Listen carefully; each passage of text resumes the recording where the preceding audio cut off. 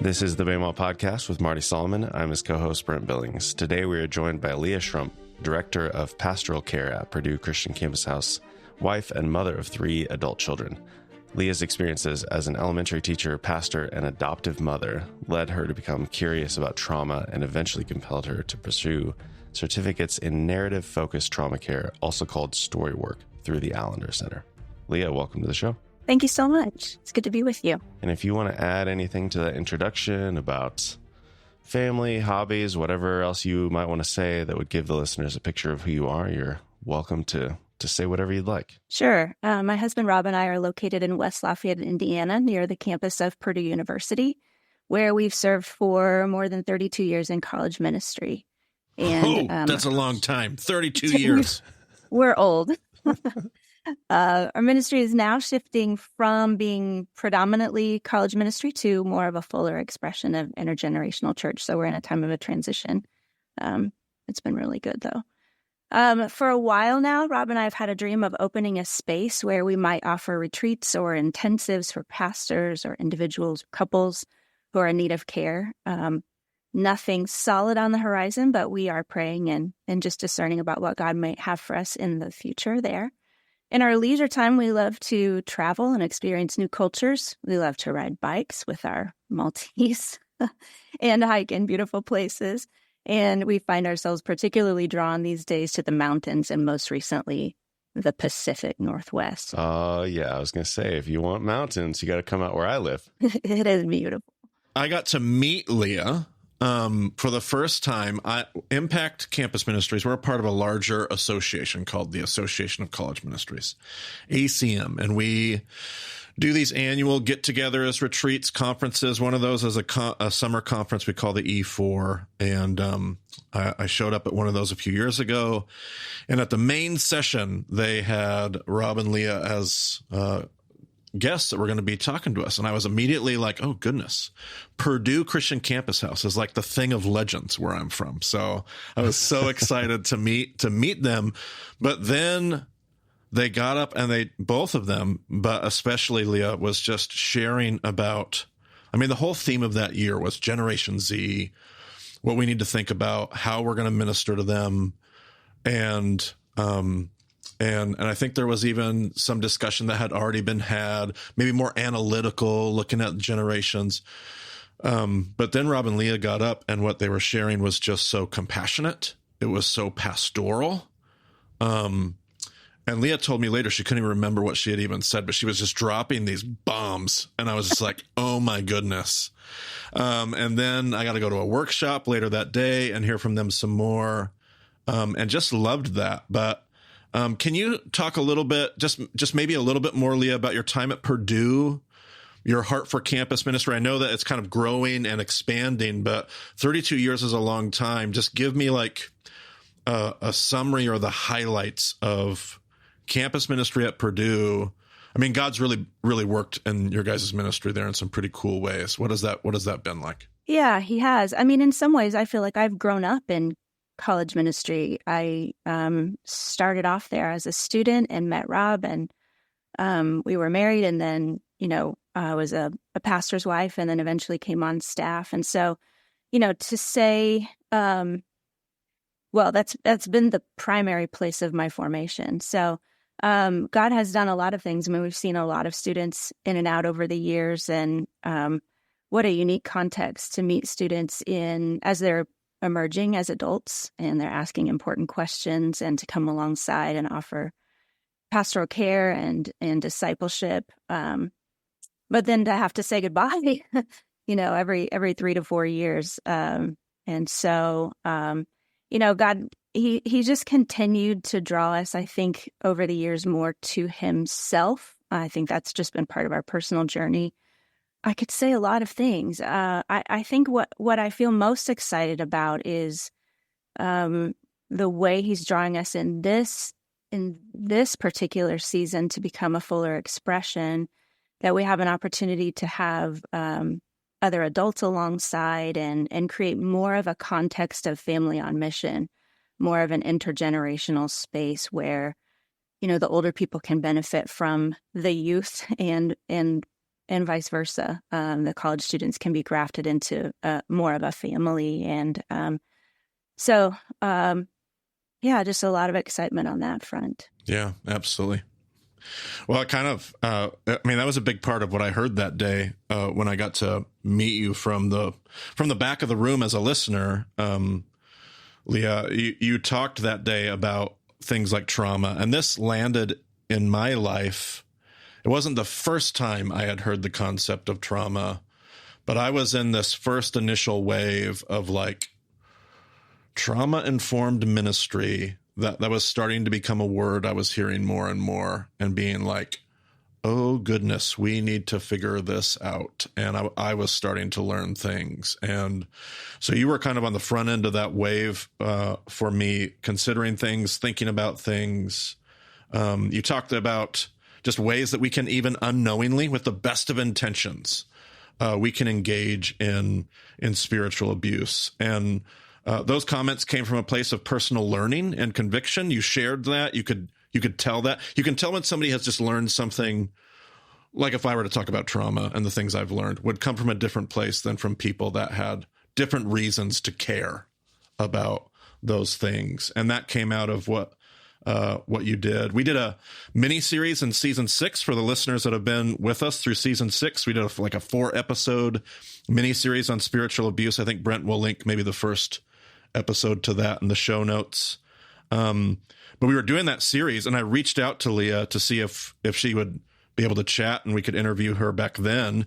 And circumstances didn't allow that to happen, but you were able to recommend, Lea, some resources that we shared in that series. They were great. We got lots of good feedback from lots of people about that. One of the ones that you recommended was the Allender Center, which you've had experience with then and then since then, and that was in your introduction. But can you talk about your time with the Allender Center, what you were able to learn, what you appreciate about what they're doing? Just talk to us a little bit about that resource. Yeah, I love to talk about the Allender Center. It's an organization that's housed within the Seattle School of Theology and Psychology. And like the Seattle School itself, was co-founded by Dr. Dan Allender, who is a Jesus follower, therapist, and expert on the subject of trauma and abuse. He's also a teacher and a writer. And it was founded on the belief that story is the heartbeat of God, and subsequently that stepping into significant stories in our own lives will open up a desire to better know and reveal the story that God is telling. And also the belief that true healing and restoration occur when we courageously step into our own stories of harm and do so in the context of attuning listeners and wise guides. So the Allender Center offers workshops, intensives, online self-paced courses, free podcasts, and trainings designed to help participants engage their own stories and also learn to engage others' stories well, so that we might partner with God to bring the goodness that we're meant to our context, our marriages, our families, our neighborhoods, organizations, businesses, churches. So when you and I met at the E4 conference back in 2021, I believe it was, I had recently participated in what's called a virtual story workshop through the Allender Center. And that was an experience that most certainly shaped what I brought to the panel discussion that day. It was then out of that virtual story workshop that I discerned that I would take the next step in applying for level 1 of the certificate training program in narrative-focused trauma care, or what we call story work. So at this point, I'm in my last 3 months of level 3 training, which is the final year, set to wrap up in April. And I just feel really profoundly grateful for and changed by the experience. I think one of the many things I appreciate about the Allender Center trainings is that we're not just equipped with skills to engage stories of harm and abuse, but we're consistently invited into kindness and curiosities on our own stories for the sake of transformation, for the sake of love.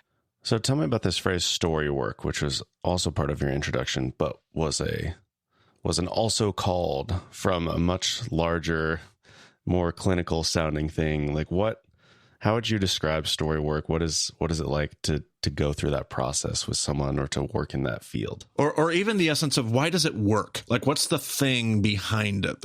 I'm intrigued by this.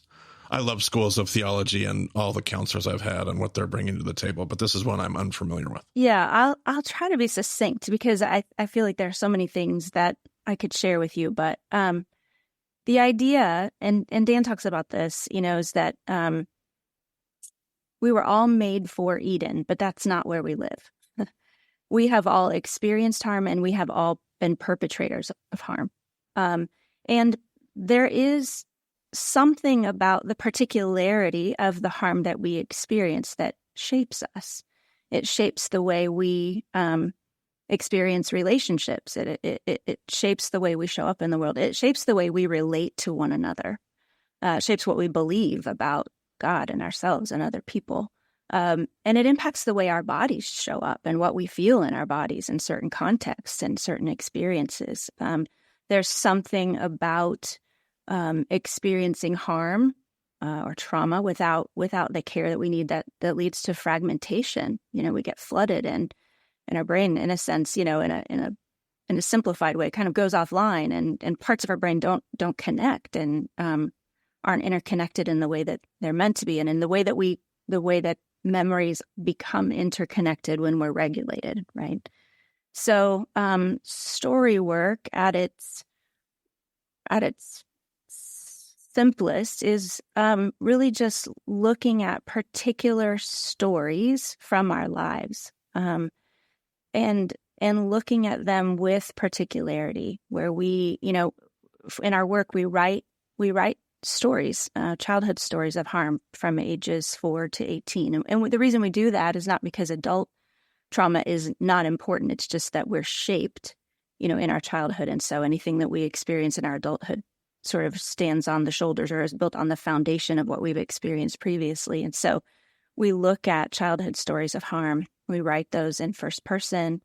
I like to write them in present tense even. And then we engage those with someone or a group of people who are attuned to us, who are paying attention, who are reading our face, reading our body, asking questions, being curious, to help us come into truth about this story, and really to help us link up parts of our brain that are otherwise not linked because of what we've experienced. So the idea is that we want to look at, the gospel story that God has written, but also the story that he's writing in each of us. And God is not the author of sin. He's never the author of sin. But he, in his goodness and in his redemption, doesn't waste anything. And so there, whatever we've experienced, even in terms of harm, I think we can step into, in the hope that our good God will meet us in those places, and that he can bring life out of places of death. So it's not work for the faint of heart to engage your story. Right. To be willing to go back and sort of experience, in a visceral way, what you have experienced. But when you have people who can contain that, and people who can hold you with that, and who can attune to you and ask good questions, and who are with you and for you and against anything that has set itself up against you, against evil, then I think that it does really open up a context for healing and for integration and for being able to name what's been true, so that we can partner more intentionally with the Holy Spirit, I think, in what he has for us. Yeah, I was just letting some of that stuff just kind of sit and sink in on some level. Even your opening phrase of we've all been harmed, we have all caused harm on some level, being a reality of our stories. Yes. I was thinking about some of my most shaping moments with my therapists and counselors, and many of them that I can remember that stick in my consciousness would be moments of being in a particular story, or and having somebody help me see that, unpack that, affirm things, allow me to step back. Those were really the moments that have been most shaping. So I love that concept, and I love pulling that out of the work of counseling and therapy, and being able to say, this is a thing, and this is healing, and has ability to be redemptive and reparative in ways that are unique. I love that. Yeah, sharing that. Yeah. I went back and got my old journal out from our time together, because it was 2.5 years ago, 2021. So I had to get it out and see what kind of notes I had. And man, my handwriting was horrible that day. I sat there on one of those notes. I bet I spent 8 minutes trying to figure out, what does that say? And I finally remembered. But you had one phrase that we used back in our season 6 miniseries. You talked about using people we minister to as commodities. And that phrase was so thunderous in the context of which you said it, because that is exactly what we do in the church, not all the time, but golly, are we so quick we're growing our program, we're expanding our reach, and people are they're either volunteers, or they're just numbers in baptisms, or they're giving units, but they're commodities. And you particularly said, when we do that, I don't have it in my notes, but my memory says you said that's spiritual abuse. And I just went, boom. Like, that was so well stated. You also spoke of, just when we treat human beings as anything less than that, human beings. That's just inherently what it's not recognizing them for. Can you speak to that? Because I'm having a hard time obviously doing that, but can you speak to this idea of seeing people as people, not as anything less than that, creatures, giving units? Like, talk to us about that. Sure. Yeah. And I think now that I'm a little further into training, I might be a little more judicious with the use of the word abuse. Sure. I would say figured you might open with that. Yeah. I think I appreciate the right as a disciple that we reserve, as disciples that we reserve to reframe, yes, right, as we learn and as new things are revealed to us. But I would say at this stage of my formation, I would say that I believe that it's at the very least harmful, but it could include abuse. So this is again something that we learn, something Dan has taught us at the Allender Center, but we think about that all of humanity is created in the image of God, right? And out of the love of God. And Dan says we're all created for delight and honor. Hmm. And where there is a failure of delight and honor, there is the setup for some level of harm, right? Whether that's violence, or abandonment, or consumption, or commodification. The sense that someone else exists to serve us or take care of us in some way, that violates love. And certainly we know that the church is meant to be, they're supposed to be for shalom and thriving, this interdependence, right? So it's not that we never need anything and that we are, that it's unholy to receive. Jesus received all the time. But when we do this in a way that commodifies or requires someone to take care of us in a way that violates love, that's where the problem comes. And so to offer more context, I think, for that comment at that particular session of the conference, a few of us were asked to serve on the panel and to talk about Generation Z and to enlighten others in the room on the markers of that demographic and what makes them tick. And I am not an expert on Generation Z, right? And just because I've been in campus ministry for a long time, I'm no more an expert on Gen Z than the next guy or girl. And so I didn't really have any understanding about why I was being asked to serve on this panel. And I found myself Googling Gen Z to try to learn some lingo that I could regurgitate, right? As I was battling some kind of serious imposter syndrome. And I thought to myself, this is ridiculous. Anybody can read a Wikipedia article. And so when I got quiet and listened to what was stirring in me, I noticed that I had some questions and cautions that were rising up. And that I, tried to offer, I think, that day as guardrails for the conversation itself that were meant to help set a frame of delight and honor. So why did we want to know and better understand Gen Zers? How were we going to have the conversation about them when they're not present? What did we want to do with what we learned? Were we seeking to understand so we could help nurture and equip and empower them as the next generation of disciples and leaders? Were we interested in noticing the unique ways maybe that this generation images God and how they might have things to teach us about his nature and his kingdom? Or were we entering with a different posture, And I know that panel discussion was hosted for fellow pastors and ministry leaders in college ministries and men and women who by and large love Jesus and care about college students, and they're not in it for the money. They're doing the good and beautiful and often hard work of ministering to emerging adults, but often doing so without a team or without a lot of mutual community or care for themselves, or sometimes even resources or pay. And that can be lonely, isolating work and really costly. And I think just in these places where we are experiencing our own kind of scarcity, we have to be especially aware of how our care for others can shift into requiring them to take care of us in some way. Sure. We're all made for delight.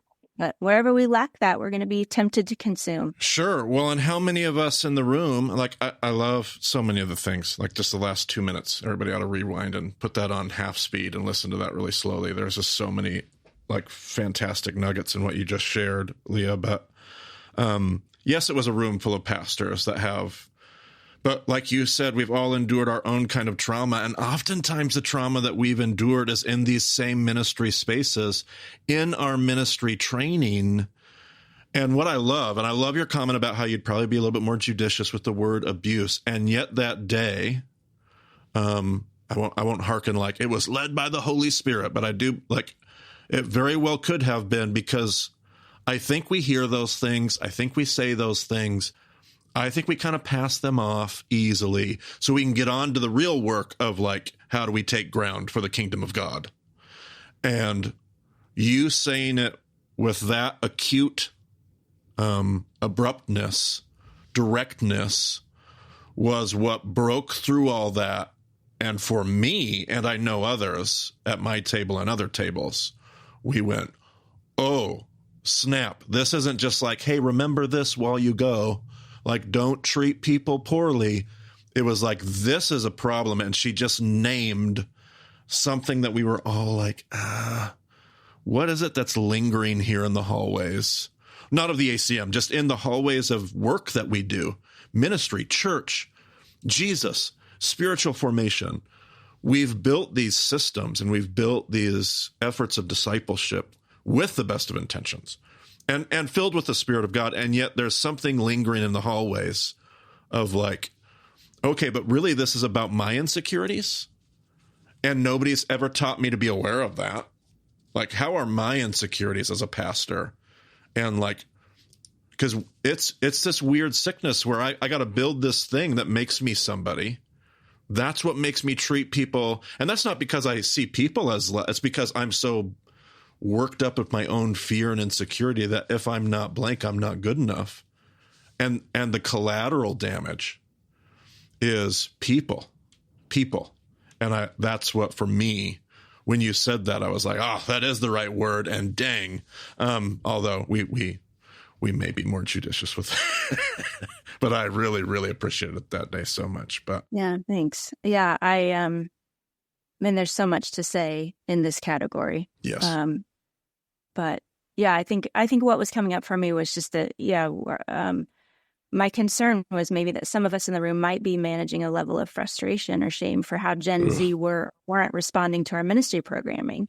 Maybe the things that used to quote unquote work with past generations aren't working now. And so maybe we're looking for a way to discharge that shame in some form of blame or contempt for this generation, right? Maybe we're looking to offload that, or maybe we're seeking to read them to get in their heads in some way so that we can have better attendance or more success in our ministries, and we can feel better about ourselves as pastors, or maybe write more encouraging newsletters to our supporters, or maintain or increase our funding, which are some of those things are good things. But how are we, what are we doing with what we're learning? Yeah. You want to say there's no way, Leah, but then you're like, there's no way that's not a part of the conversation. It might not be the whole conversation, but there's no way that is. It's just so well said and so aware. It was a gift to have that. I feel and have felt that tension myself. Oh, just, goodness, yes. It's just so, I would love to say that I'm above it, but in my humanity, I'm absolutely not above it. Absolutely. Yeah, it'll come get you next week. Yeah. As soon as you're done with this interview and you're trying to build something next week, it'll come right after you. Yeah. Absolutely. Yeah. Yep. Brent, what do you got? So I think of the idea of Gen Z or any generation. I think there's a lot of focus on things like language, where it's like, oh, if I just have a dictionary of all these crazy terms they're using, then I'll be able to reach them. Or, there's, a lot of hand wringing about technology. It's like, oh, these kids, they're all married to this technology. It's like, well, we developed it and saw it come into the world, and then we put it in their lives, and that's all they've known growing up. So like, what did we expect them to do? Like, that is, as far as they understand, that's what life is about. And I think, that probably misses the boat too. So like, what is the thing? But those are the easy ones to focus on because we see those technologies come into play. We see kids growing up with them. But is there something more underlying that even applies to all the previous generations as well, and we've just never considered it for ourselves? Or what is the thing that we should really be focusing on to reach a different generation than ourselves? Oh, gosh. I don't have a lot to add to a conversation on, markers of generations or even... Yeah, and I don't even mean those markers, because I think those markers, it's easy to write an article like, oh, this generation, when they grew up, they had these TV shows, and this generation has these TV shows, and see how much worse these shows are. And it's like, okay, yeah. But that doesn't really get to the reason, like, those shows, like, why are those shows popular? Or what did they grow up with that led to those stories being told? Because a lot of times these shows and the movies and whatever, the music, like, there's stories behind those things. But I wonder if it's really all just the same story, the same underlying problems. Different bell bottoms this year or this decade. Yeah. Right. And with different lingo. Well, let me tag this with a question I have later, because I think it goes with something I had for you later. At one point, Lea, earlier you said at that conference, you said we are all, and your point I think was universal, just because we're human beings. And I think I've heard either this quote's from Mother Teresa or something. I've heard somebody quote this, but we are all born to see our face in the reflected in the face of another. Like, you were talking about this universal human experience that I feel like Brent's talking about, where sometimes we get hung up on how they're using a smartphone and how they interact with technology, when being human, like, there's a certain essence to what it means to be human and to minister to people in the name of Jesus and the gospel that is transcendent of whatever technologies or whenever we have lived centuries prior. I thought you spoke to that really well when it came to that. Yeah, I think I was probably paraphrasing a quote from Dr. Kurt Thompson, who works in the neuroscience and trauma and therapy. I don't know if you're familiar with him. I've seen that name a few times, yes. He's written a book called The Anatomy of the Soul, and another called that's right. Yep. And he has a podcast called Being Known. Yes. As a Jesus follower. And what he says is we're all born into the world looking for someone looking for us. Ugh, that's even better. Ugh. And we remain in this mode of searching for the rest of our lives. And I think that is universal over all of the generations since the beginning of time. And so, yeah, I think, from the moment we're born, we're searching for the face of our mother. We're searching for someone's gaze to be directed back at us. We're designed actually to need attunement, to need connection, and our very brain development depends on it. Emotional regulation depends on it, right? We need it. And so, yeah, I think that's something that's true of every generation. And I think anytime you look at a generation, Brent, you were alluding to this. Anytime we look at a generation, we're looking at, in a sense, like an artificial beginning, right? Like that generation was birthed out of a generation before it, which was birthed out of a generation before it. And all of those stories and all of those experiences have shaped the next. And so, I think that was some of the caution that I felt that day, Brent, was, we can look at this generation and maybe we feel frustrated by them, or maybe we don't understand their differences, or maybe we, are just scratching our heads because they seem to be more fragile than our generation. I heard someone say that recently, and it's like we want to sort of throw rocks from a distance. And yet I think for those of us who are parents and those of us who are pastors and those of us who are a generation or two or three ahead, we have to stop and say, like, what's been my responsibility to lead and love? How have I contributed? How has my generation and how have I personally shaped this generation? And I think that this is going to be another plug for story work, but I think there's something about entering into our own stories where we experience the compassion of God, right? And the comfort of God in all of our afflictions that then begins to open us and open our capacity for compassion for others, right? And so in some ways, it's hard for me to look at someone else with compassion if what they're struggling with is something that I've shamed myself about, right? It's something that I'm sort of maybe in a denial or shame management about. But if I've stepped into my own weakness and my own fragility, and I have encountered something of kindness there, I've encountered something of comfort there, then I think that shifts the way I look upon that same fragility in someone else, or that struggle, or someone else's pain, right? And so suddenly now I'm in a different position. I have more capacity to comfort others with the comfort that I've been given.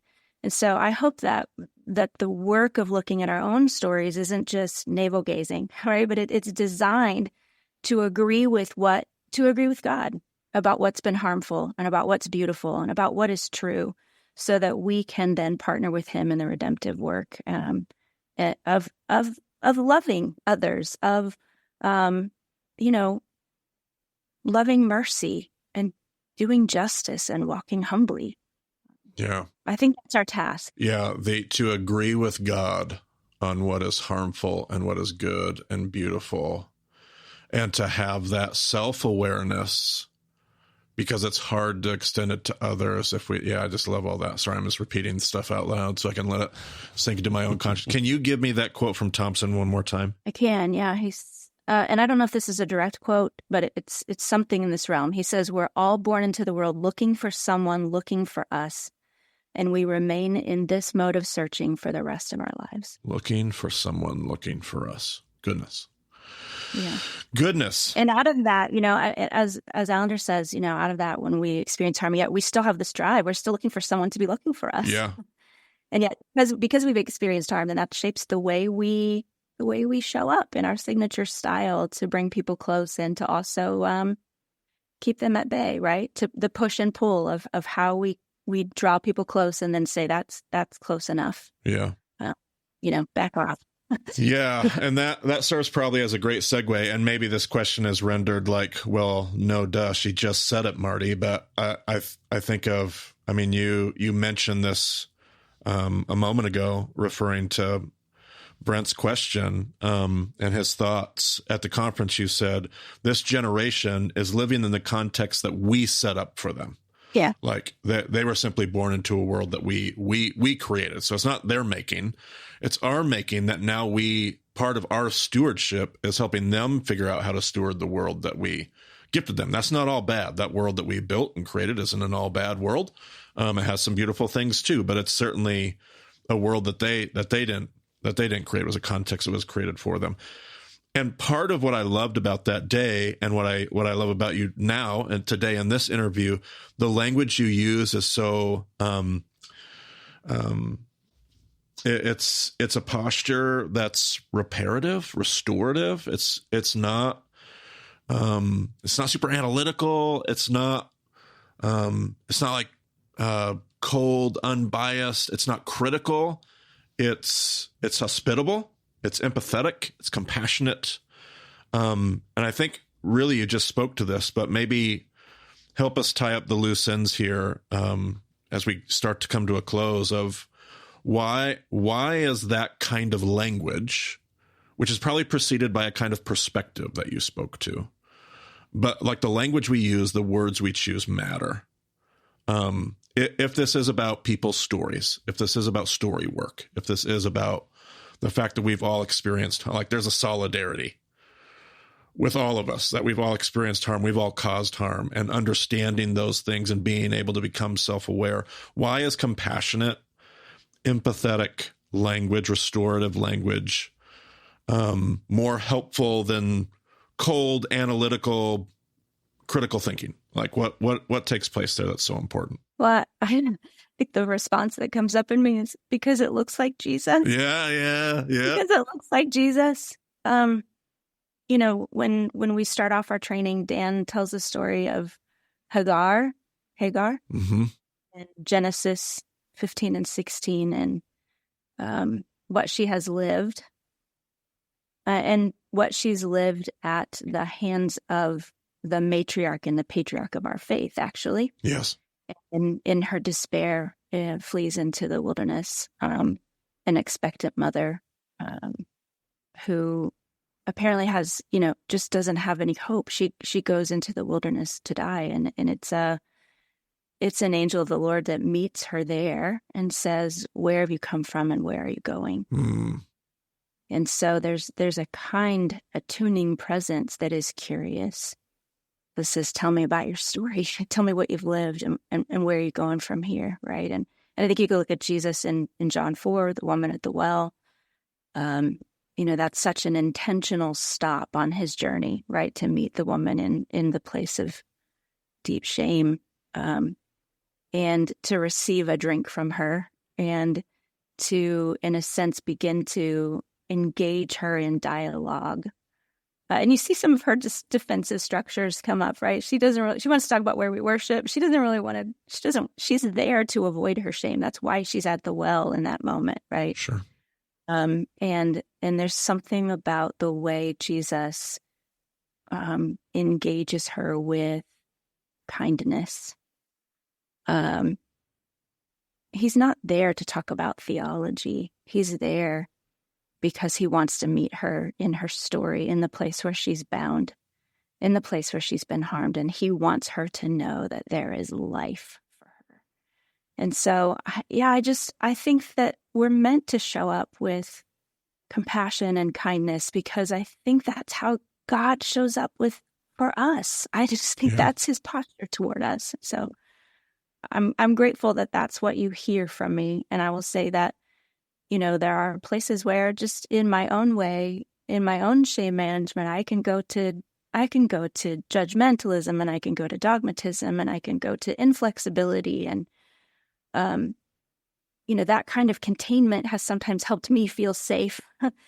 And that's even some of my own work, and some of my own repentance process is learning how to move, maybe in some ways, out of my head and out of my shame management, and into more of an embodied compassion that smells a little more, hopefully, like Jesus as the years go by. Yeah, totally. I was thinking about just all the different stories I could think of. I mean, Jesus is, obviously, we would expect him to be theologically the master class, the master example of what this looks like in his interactions. My memorization work this week has me in the story of the calling of Matthew. And it just struck me like Jesus has this total recognition of who Matthew is, where he's come from. The Pharisees and the Torah teachers, they have this reaction, and Jesus is protective about a group of people that have probably endured an awful lot of what we probably would call trauma. But he also doesn't go on the vicious attack. He's very direct with these Pharisees and Torah teachers about what he's here to do, about what this is going to look like. But it's also not, it also allows, and I just think about all these other stories where he's direct, but he allows, there's this invitational, and if you are willing to drop the charade and join the party, there's plenty of seats for you too. He's not going to compromise the safety of this new crew that's throwing a party in his honor at Matthew's house. He's going to be very direct to handle that appropriately. He's just the master example of, nope, we're not going to do that. This is why I'm here. This is who these people are, with just enough and if you'll drop some of your self-righteousness, if you'll examine, he doesn't say this in his words, but there's enough space. I was just thinking of what you were saying. Jesus is this perfect example. And then I was thinking of a Brian Zahnd quote. God is like Jesus. God has always been like Jesus. There was never a time when God was not like Jesus. We haven't always known this, but now we do. And I was just thinking, of course, whatever we see in Jesus, we're going to see in the God character throughout the story, from Genesis to Revelation. And yes, I just was nonstop, character after character, interacting with God. And I love the framework of story. I love that you would frame the angels' interaction that way. Who are you? What are you doing here? Where have you been? Where are you going? The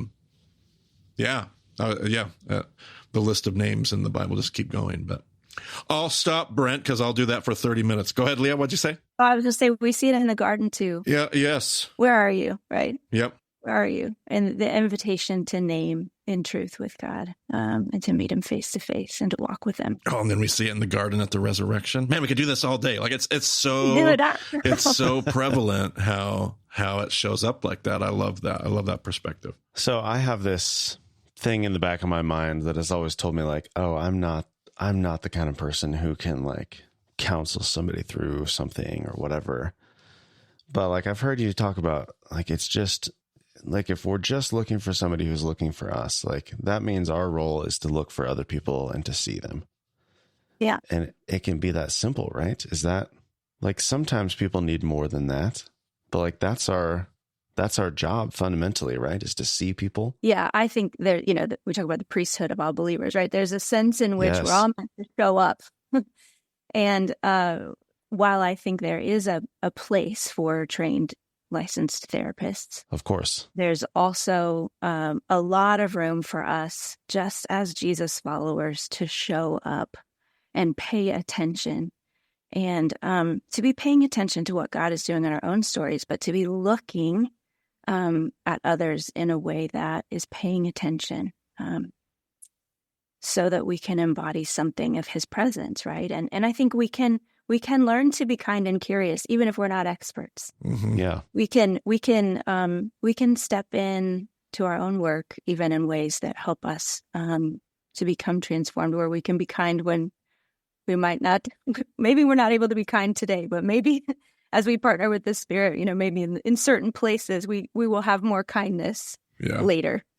Yeah, there are certain things that we certainly can't do, but there's an awful lot that we can. I have a great family friend who's a professional therapist and has been for probably almost 40 years. And she will often say, there are some things that I specifically am trained for, but 80% of what I do, if they were just good Jesus-centered friends, people who were just good friends who loved their neighbors, even just their friends, not even neighbors they don't know, just the friendly neighbors they know, and loved them well like Jesus invites us to on a basic level. I wouldn't have to do what I do. And I thought Brent's question was really spot on for that. Yeah, I don't remember who said this, but someone wiser than I has said that most people can't tell the difference between being listened to and being loved. Ooh. And I think there is a sense in which we can learn to hold space and listen. And as Jesus followers, we have the Spirit of God in us, and we can pray. Yeah. And we can seek to join God where he's already at work. Yeah. So what are some resources that you could share? Maybe stuff more recent that you've learned since the last time Marty saw you speak, things that you found helpful, anything that you've created. Like, what are some things that people can use if they want to dig in further? We've already mentioned a couple of things, the Allender Center. We got a book and a podcast recommendation there as well, but anything else that you would find helpful to point people in a direction for some resources? Yeah, well, I would say, I think you've maybe referenced AdamYoungCounseling.com and the Place We Find Ourselves podcast. We've mentioned Dr. Kurt Thompson and Being Known podcasts. There's a book called The Body Keeps the Score by Vessel Vanderkolk. And that's a good one just about trauma in general, if you're interested in learning about the effects of trauma. There's one called My Grandmother's Hands by Resmaa Menakem about racial trauma. Those are good resources. Also, Rob and I had an opportunity to share some time in a marriage story intensive last fall with Dr. Steve and Lisa Call and Dan Allender and his wife Becky at the Reconnect Institute in Washington. And they have a podcast that includes a lot of this story work in the context of enriching our marriages and cultivating connection in our marriages. And so the Reconnect Marriage podcast is another resource that I would recommend. Awesome. As well as any of their intensives and conferences. I mean, that was just a really rich time for us. We were blown away. Well, we know our listeners like podcasts, and they get caught up to real time. They're like, what do I do now? So you just gave them some more things to look at. I like that. Beautiful. Love that. You were prepared with resources, it seems like. I was prepared with the resources. I thought maybe you would ask. I love it. Okay. So where can people find you if they want to get connected, if they have questions about, something you said, or maybe there's a reference that you made that we didn't get into the links, how can people get connected to you specifically? Probably the best way to reach me these days is through Campus House and my email, which is lea@campushouse.church, LEA@campushouse.church. I'll be completing my certification this April 2024. I'm trying to discern how and when and to what degree I might broaden into some sort of private practice. And Rob and I are still sort of dreaming about what could be ahead for us, but nothing to offer there yet in terms of a website or private practice. Fair enough. Well, if that does ever change, please let me know and I can add it to the show notes for future listeners. Thank you. I will. Thank you. Okay.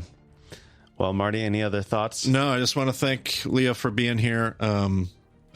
Just continue for whatever reason. There are just certain voices that for whatever reason resonate, or they're on the same spiritual wavelength, or whatever that thing is. And just always listening to you share is a gift for me. It connects with my brain well, and my heart. I shouldn't probably even say my brain. It probably is connecting to my heart even more. And so I just really appreciate that. And for the ways that you stepped out that day 2.5 years ago when you were like, why am I on this panel? There was a reason you were there. It was helpful for so many of us. Why did we invite you onto this podcast? For the same reason. And so thanks for being available and letting Jesus use you. So thanks for being here.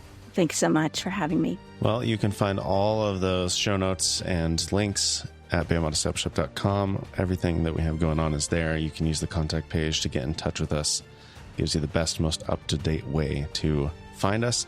So thanks for joining us on the Bama podcast. We'll talk to you again soon.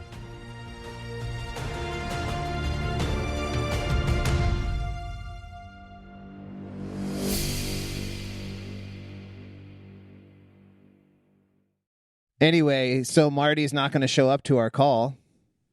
Did we make preseason Super Bowl predictions? Was that part of our predictions? Did you? I don't know. Trush was telling me that he predicted the Chiefs would beat the Niners in the Super Bowl. He sure did. That's a fact. He's like, well, that was just kind of a popular opinion. No, it was actually preseason. That was like popular or not, doesn't make it any less right. That's true.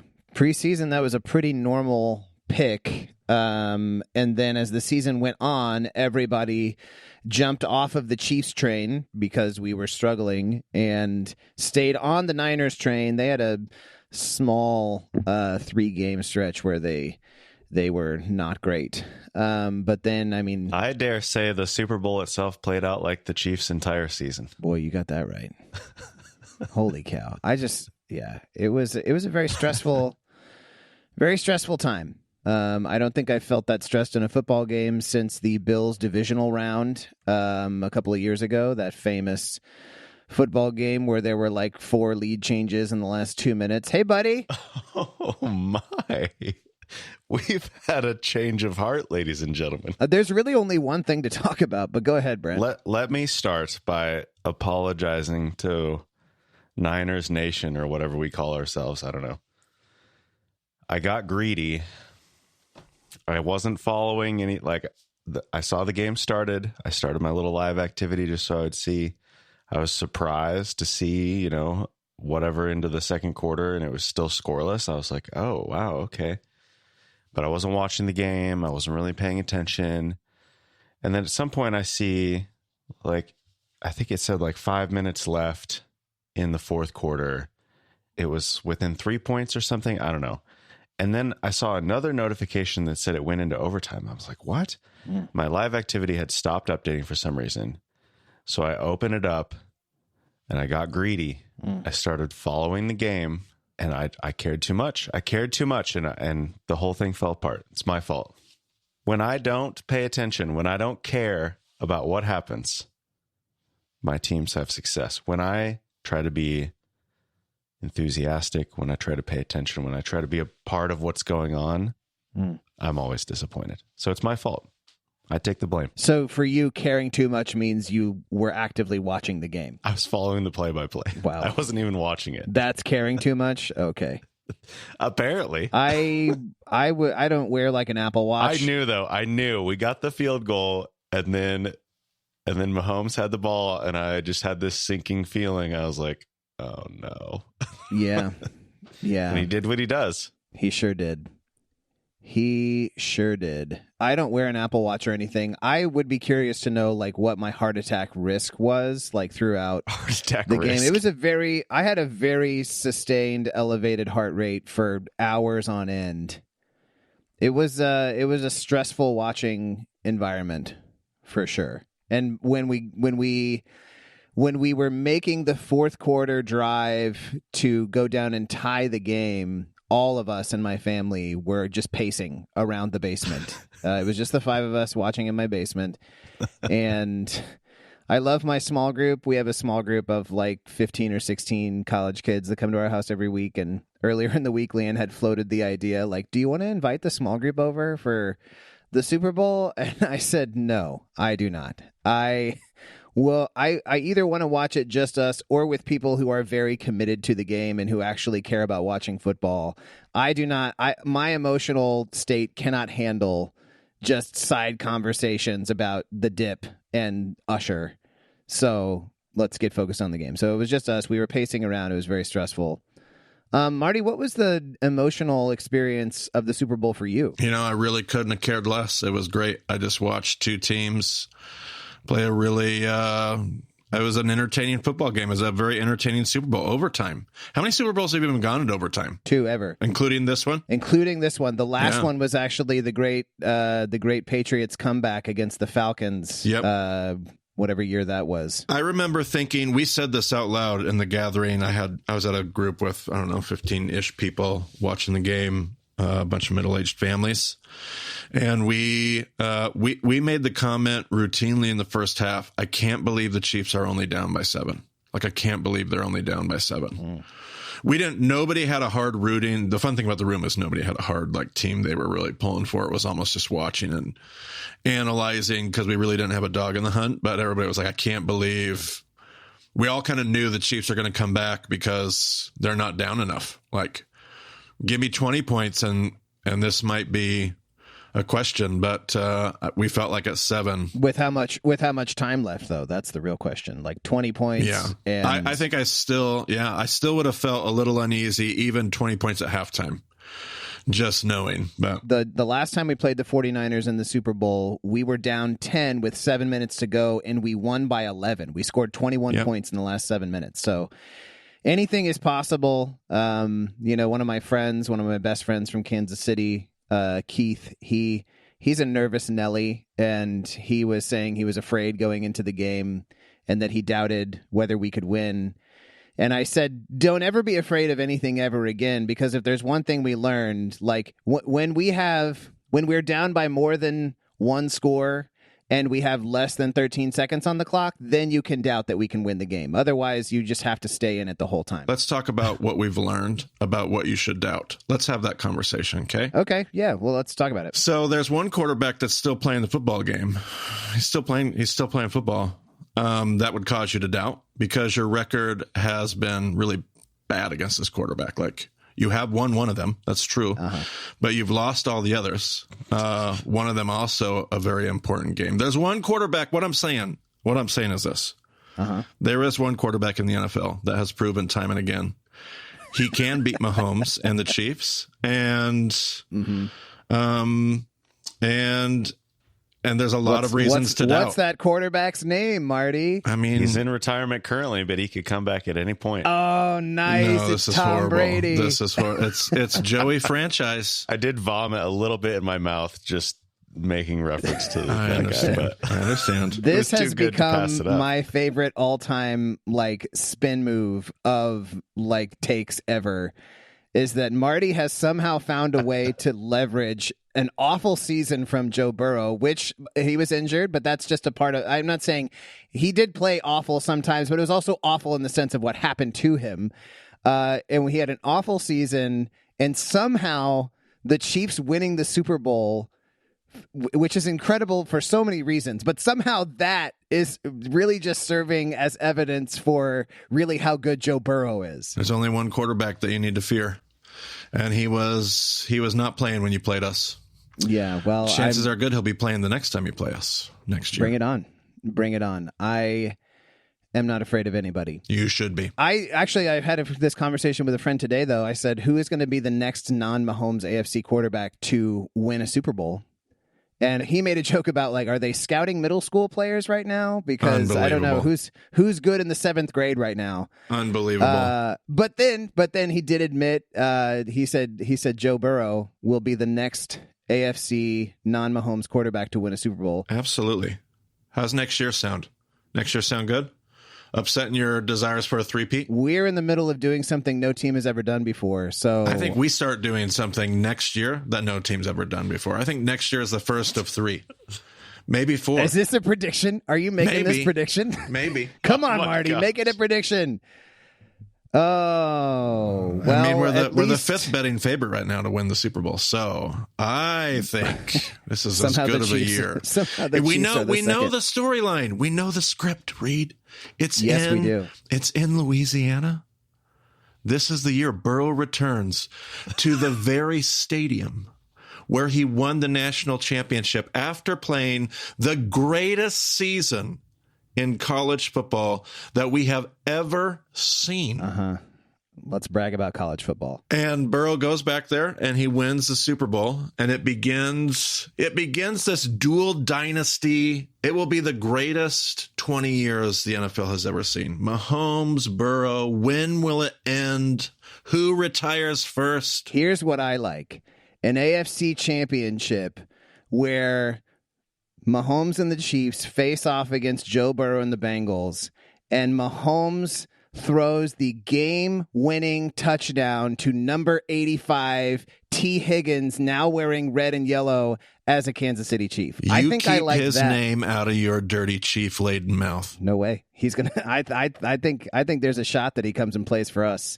Brent, we've got a decent amount of cap space. I just want you to know you set up this conversation. This is taking a bad turn. It's going to be beautiful.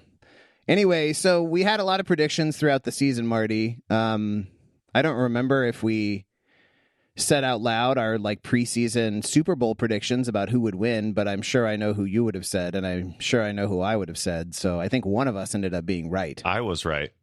I predicted that the Niners would not win it. Yeah, let's make predictions about who won't win next year. That's fun. Yeah. Well, Reed and I have to go to a Hebrew lesson, but at some point, I think we're going to have to return to this topic in a general sense, and we'll see. I don't know. We'll see. My heart is so conflicted, Marty. Like, you taught me about Hellenism, and I can't feel comfortable engaging in football, but I also have this thing where it's I always kind of want to pay attention to it, but I just feel gross about it. So we're going to have to talk about it at some point. Just dive in and bathe in the gross right now. You got to have something. NFL is that thing for me. I'm totally kidding. For everybody listening, wondering, did he mean that? Seriously? No, I did not. Do you really love idol worship, Marty? It did make me laugh. When they zoom in at the beginning of the game, just on this shining graven image of a football, this trophy, and it's got laser lights and smoke machines. There's not even a person up there with it. It's just the trophy in all of its glory. And this is our American religion. It's beautiful. Yeah. This has been fun. I have to get the final word because our team won the championship, and so go Chiefs. Back-to-back champions. Joe Burrow can only dream of it. Patrick Mahomes, greatest football player in the universe. The universe. It's true. And he proved it. He has no rivals. Go Chiefs. No. Wow. Okay. There you go. No Last rivals. word. He has a whole. There's a whole group of guys who are below him who are scrapping with each other to try to be his rival. Mm-hmm. But the truth is that he has none, and I'm perfectly happy with that. Have fun fighting for second place, everyone else. There you go. Last word. Okay, so Reed, I forgot to show you and Marty this when we recorded yesterday, but there is something fun that I need to show you. that a listener, Ordy, sent me. He made a Super Bowl snack stadium, and it includes many great things. Oh my goodness. And with lights. you may recognize some of these sponsors that he has put into the stadium. Wow. I sure do. Notably, the 49ers logo directly above the Bama logo. I don't know what that means. And actually also directly below the Bama logo. So, well, the Chiefs... Bama is like the chiasm at the center of the 49ers legacy. That is not something we want to be true. But look at the Chiefs logo is right below the Impact Campus Ministries, which is like, you know, the quote-unquote parent company of Bama. So sure, we know who is really running the show. We also know because the Chiefs were the ones holding up the trophy at the end of the game. So that's amazing. This is, and so these various compartments that are the stands, these are like filled with chips and I assume I stuff. haven't seen the completed wow. version. And the Lego goalposts. Way to go, Ordy. I love your enthusiasm. Yeah. And I love it more because my team happened to win the game. So I'm even more enthusiastic about it. Of course. But this is excellent. That's fun.